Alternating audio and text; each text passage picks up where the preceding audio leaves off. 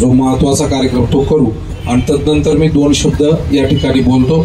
आपल्या सगळ्या बांधवांसाठी एकदा टाळ्या वाजवा आणि उपोषण सोडवण्याचा पहिला उपक्रम या ठिकाणी आपण घेऊया।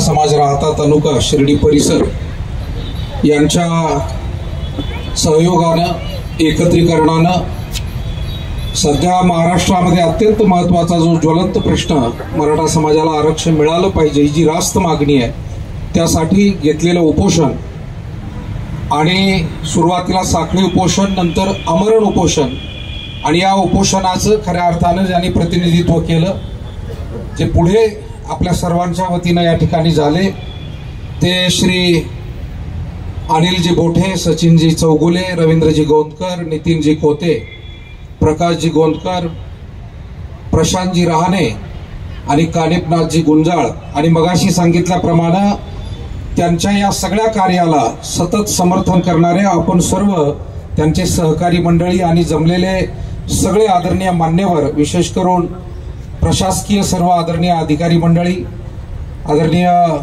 प्रांत साहेब असतील, तहसीलदार साहेब असतील, पोलीस अधिकारी, या निमित्तानं आपल्या शिर्डी आणि परिसरातून आलेले सर्व सन्माननीय मंडळी, मी सर्वप्रथम या सगळ्या आंदोलनाचा जो काही भार ज्यांनी पेलला आहे आणि त्यासाठी पुढाकार घेऊन हा समाजाचा एक सार्वजनिक प्रश्न शासन दरबारी मांडण्यासाठी आपला वेळ दिला, उपोषण केलं, त्याग केला, त्याच्यासाठी काहींनी सतत धावपळ केली। मला वाटतं एकदा सर्व या मंडळींसाठी टाळ्या वाजवून आपण त्यांचं मनपूर्वक अभिनंदन केलं पाहिजे आणि उपस्थितांच्या वतीनं त्यांचे आभारही मानले पाहिजे। शेवटी स्वतःच्या व्यक्तिगत कामासाठी धावपळ करा असं कोणाला सांगावं लागत नाही, पण सामाजिक कामासाठी अशा पद्धतीनं आपण वेळ देणं, त्याग करणं ही फार मोलाची गोष्ट असते, महत्त्वाची गोष्ट असते। यालाच आध्यात्मिक भाषेमध्ये सेवा असं म्हणतात। ही अत्यंत मोलाची सेवा, अर्थात महाराष्ट्रामध्ये या सकल मराठा समाजाचे प्रमुख प्रतिनिधी म्हणून मनोजजी जरांगे पाटील यांनी पुढाकार घेतला आणि महाराष्ट्राच्या आपल्या या बांधवांप्रमाणे हजारो लाखो बांधव या उपोषणामध्ये सुद्धा सहभागी झाले। गावोगावी मंडळी उपोषणाला बसली आणि अतिशय चांगल्या पद्धतीनं सर्वांनी त्याचं समर्थन केलं। मला असं वाटतं सर्व जाती धर्मातील जो गरीब आहे, जो अडचणीत आहे, त्याला मदत मिळाली पाहिजे ही सर्वांची भूमिका आहे। मग त्या पद्धतीनं जो मराठा समाजामध्ये पिढ्यानपिढ्या अडचणीतून हा समाज जातोय त्यालाही आरक्षण मिळालं पाहिजे, त्यालाही सवलती मिळाल्या पाहिजे। मला वाटतं ही मागणी वावगी नाही, हे सकल जाती धर्मीयांना सुद्धा आता पटलेलं आहे आणि कळलेलं आहे।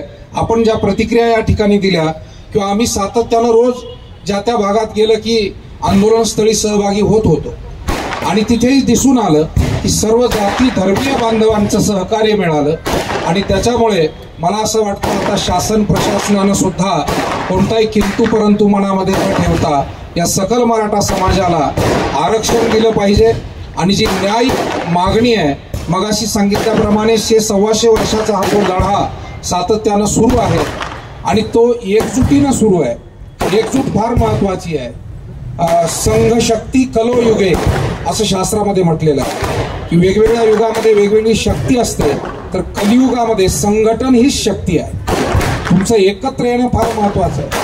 मला महिनाभरापूर्वीची एक बातमी आठवते की आदिवासी समाजाचे सर्व आमदार 25 आमदार एकत्र आले होते नरहरी झिरवळांच्या नेतृत्वाखाली आणि सर्व पक्षीय होते आणि त्यांनी सांगितलं की आम्ही राजीनामा देऊ। मला असं वाटतं सकल मराठा समाज एक झालेला आहे। आता मराठा समाजाचे पुढारी जर एक झाले तर निश्चितपणे आरक्षण मिळेल आणि मराठा समाजातल्या पुढाऱ्यांनी ते झिरवळ साहेब आणि ते जे सर्व आदिवासी आमदार एकत्र आले होते त्यांचा आदर्श घ्यावा असं मला स्वतः प्रामाणिकपणे या ठिकाणी वाटतं।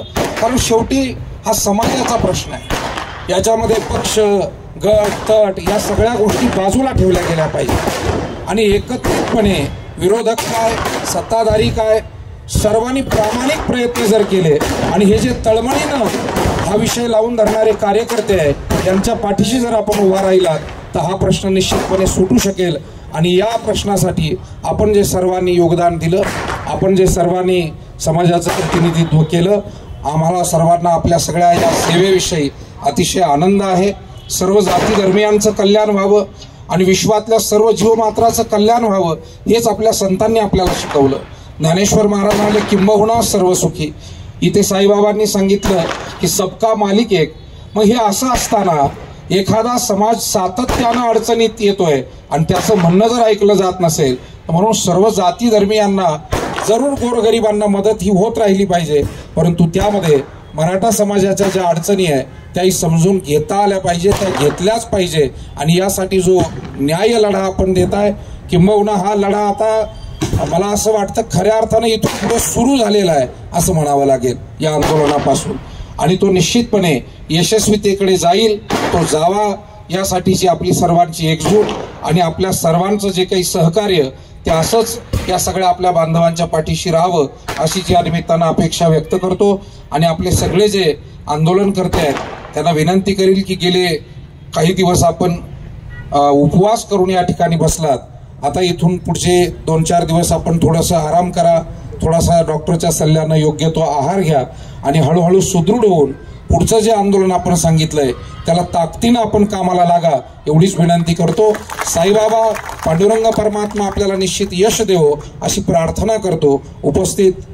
उपस्थित सर्वांना धन्यवाद व्यक्त करतो. खरं म्हणजे ही सगळी मंडळी, आमचे चौगुले साहेब असतील किंवा ही सगळी मंडळी सातत्यानं सामाजिक विषयामध्ये धडपडत असतात. मग ते कर्मचाऱ्यांचं आंदोलन असो, हॉस्पिटलचे विषय असो, आपण सातत्यानं सगळ्यांनी पाहिलेलं आहे. आणि त्याच्यामुळे अशा पद्धतीच्या सेवा कार्यामध्ये पुढे होणार आहे या मंडळींना पुन्हा पुन्हा धन्यवाद देतो. आणि ज्या संत ज्ञानेश्वर महाराजांनी आपल्या याच जिल्ह्यातून विश्वाच्या कल्याणासाठी आणि विश्वाच्या सर्व जीवमात्राच्या कल्याणासाठी जे पसायदान मागितलंय, मला वाटतं आजच्या या आंदोलनाची आणि अशा या एका चांगल्या उपक्रमाची सांगता ही पसायदानानं आपण या ठिकाणी करूया. आपल्या सर्वांना विनंती करतो आपण उभं राहावं.